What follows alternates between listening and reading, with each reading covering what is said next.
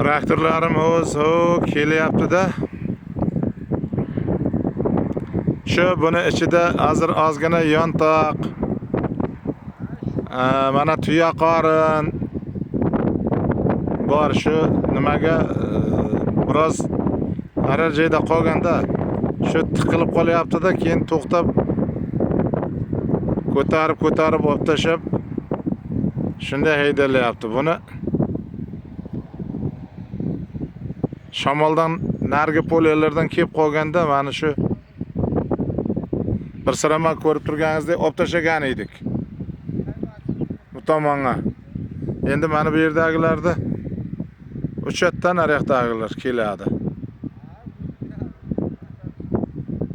Bu tuya qorin uchib yuradi, padaragalanadi. Xullas, lalmikarda toq qilishni o'zi bo'lmaydi. Mevali daraxt ham ekib o'zi bo'lmaydi. Bunga juda mehnatlari ko'p. O'ziga yarasha qiyinchiliklari ko'p. Odamlar aytadi-ku, ota-bobolar, halvo degan bilan og'iz chuchimaydi. Halvoni ham o'zi bo'lib qolmagan deydi-ku.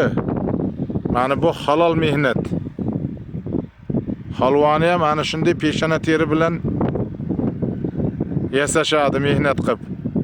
Shuning uchun halvo degan bilan og'iz chuchib qolmaydi deydi. Hamma narsani tagida mehnat yotadi. Bu yerlarga bitta cho'pni qadab,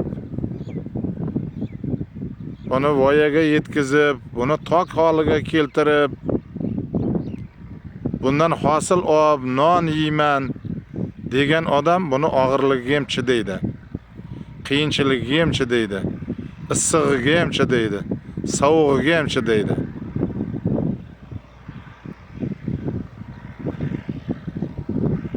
Sabrli bo'lamiz. Kutamiz.